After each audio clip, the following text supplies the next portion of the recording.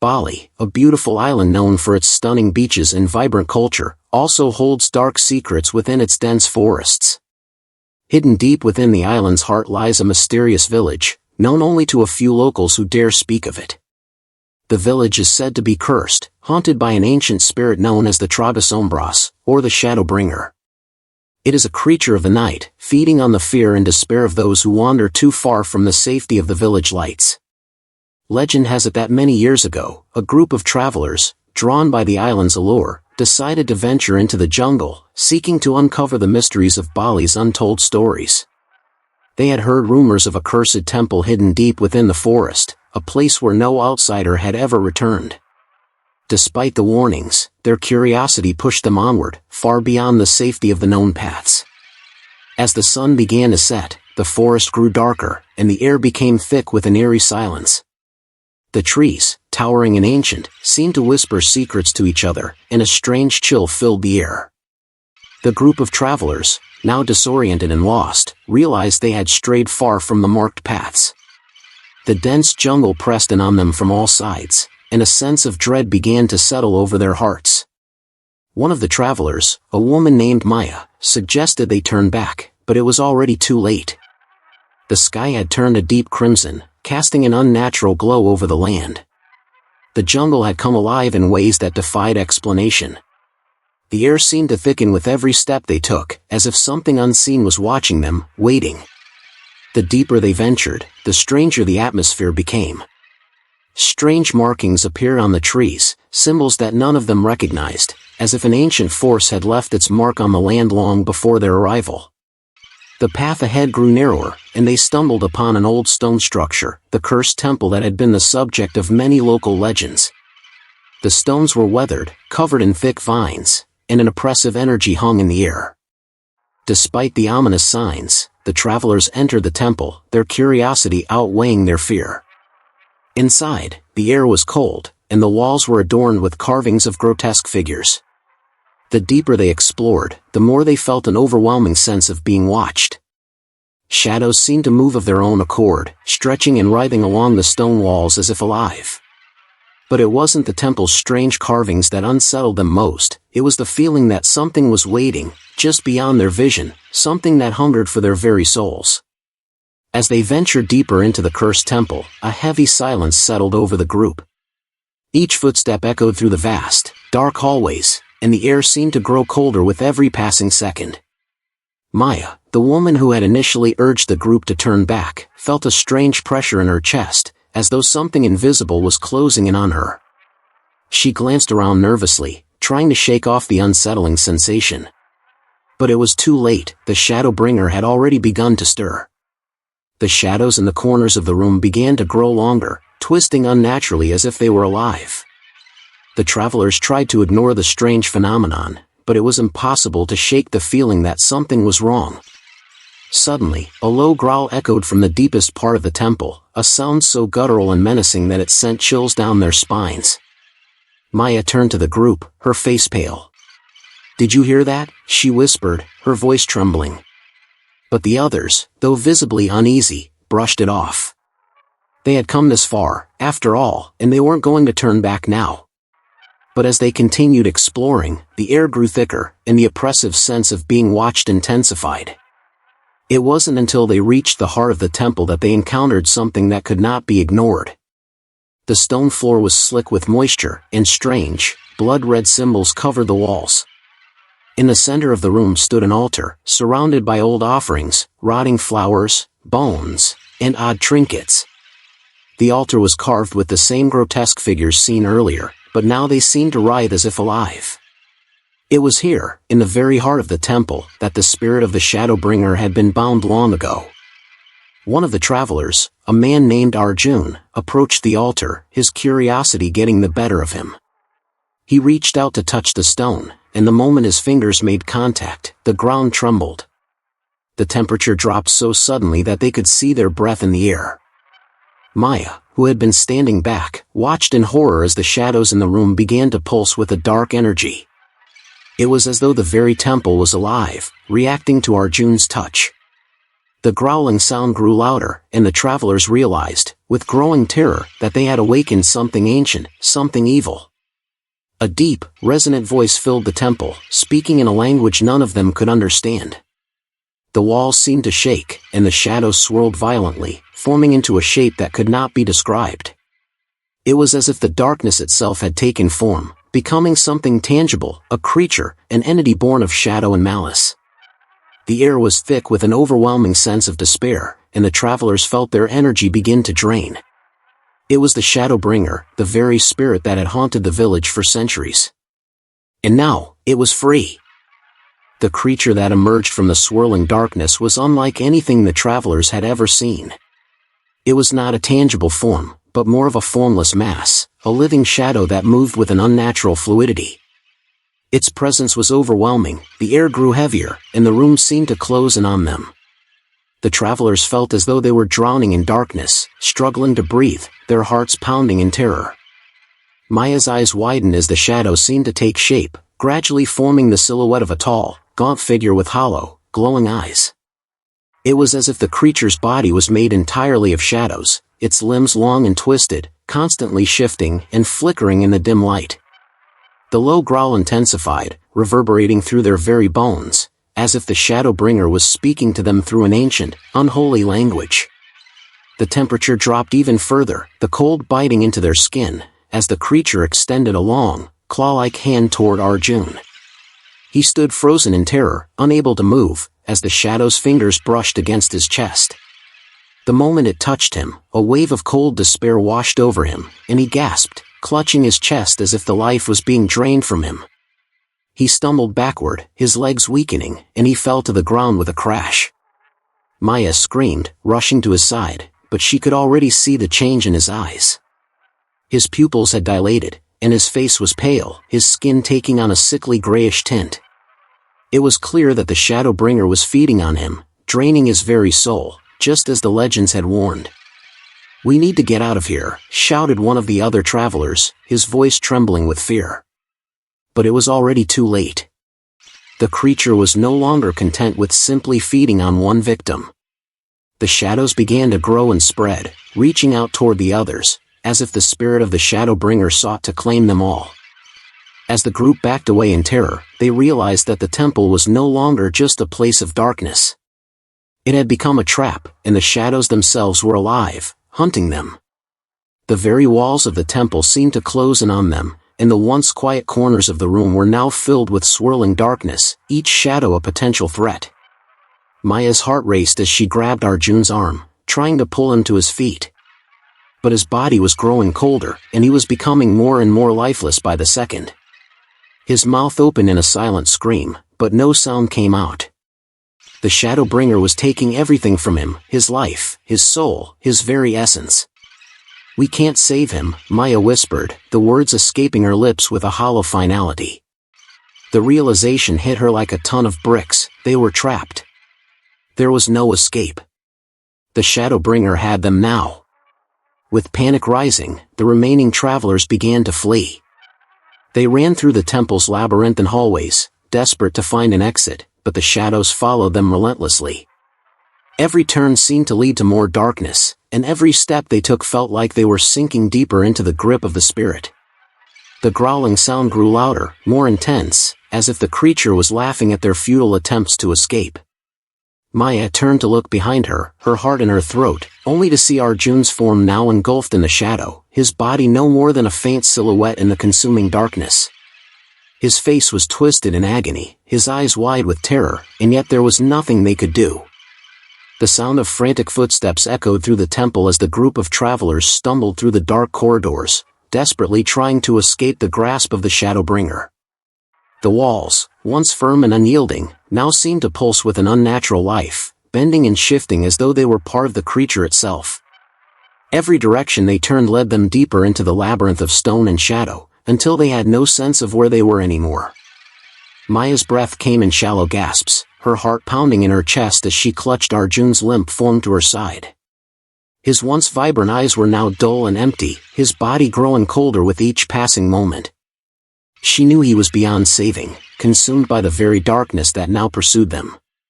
But there was no time to mourn. Not yet. We have to keep moving, she said through gritted teeth, though her voice was barely more than a whisper. Her legs felt like lead, each step heavier than the last, but she couldn't stop.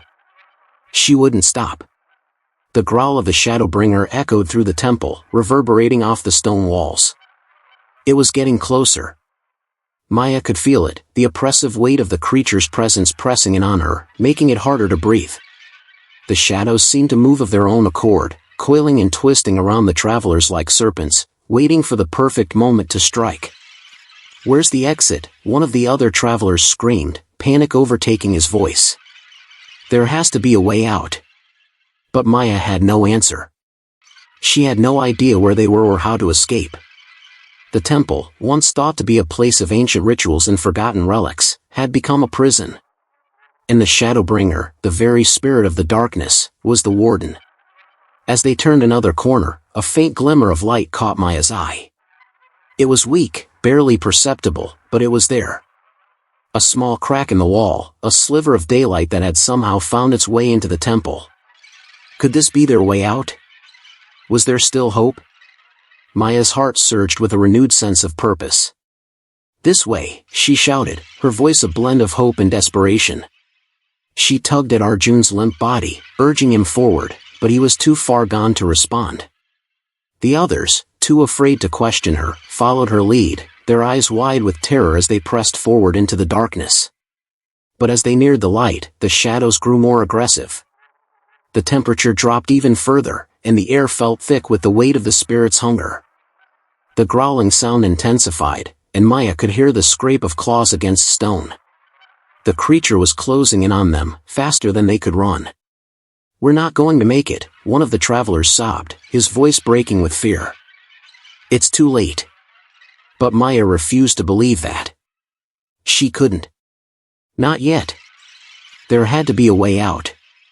She could feel the sliver of light growing brighter, the promise of escape tantalizingly close.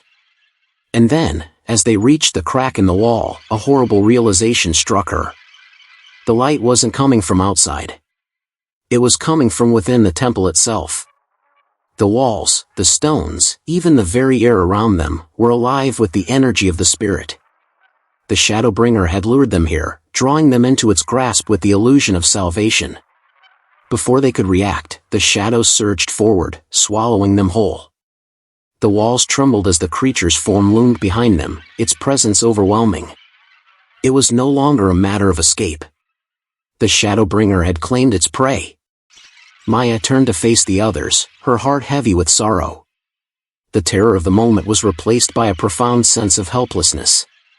She could feel the darkness creeping over her, sapping her strength, erasing her thoughts. The last flicker of light from the crack in the wall seemed to fade as the temple consumed them, just as it had consumed Arjun. And in that final moment, as the shadows wrapped around her, Maya understood, the Shadowbringer didn't just feed on the living. It devoured hope itself. The moment the shadows closed in, everything went silent. Maya's heart raced in her chest, but her body felt heavy, as if she was sinking into the earth itself. The darkness enveloped her, cold and suffocating, pressing against her lungs, making each breath feel like it was her last. The world around her blurred, the temple's cold stone and the terrifying presence of the Shadowbringer fading into an abyss of nothingness. She didn't know how much time passed, moments or hours, perhaps days. The passage of time felt irrelevant now. Her mind was spinning, lost in the suffocating darkness. But through it all, one thought stood out, clear and haunting: the Shadowbringer wasn't just a creature of the dark, it was darkness itself. It consumed not only the body, but the very essence of those who fell into its grasp, erasing all memory and will, leaving only despair. Maya tried to move, tried to fight against the overwhelming pull of the shadows, but it was useless.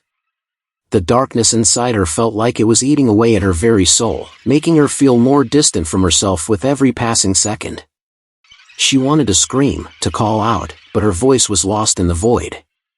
Suddenly, she felt something, a flicker, like a weak pulse of light in the distance. It was faint, almost imperceptible, but it was enough to give her a sense of direction. A small thread of hope. Her mind, clouded and heavy, clung to it desperately. She began to move, her limbs feeling like they were made of stone, as though every step required an immense effort. The dark tendrils of the Shadowbringer reached out to pull her back, but she fought them with whatever strength remained within her. She had to reach that light. There was no other choice. As Maya stumbled forward, the shadows began to retreat, just slightly, as though the light had power over them. The sensation of weightlessness grew, and she could feel the oppressive darkness loosening its grip. It was the smallest of victories, but it was enough to keep her going. She pushed forward, her eyes straining to find the source of the light. And then, she saw it. In the distance, glowing faintly against the backdrop of endless black, stood a figure. It was a woman, draped in flowing robes that shimmered with an ethereal glow. Her face was kind, but her eyes were sad, as though she had seen countless souls lost to the darkness. Maya's heart raced, a surge of emotion flooding her chest. "Who are you?" Maya tried to speak, but her voice was barely a whisper, lost in the heavy air. Yet, somehow, the figure seemed to hear her. "I am the guardian of this temple," the woman replied softly.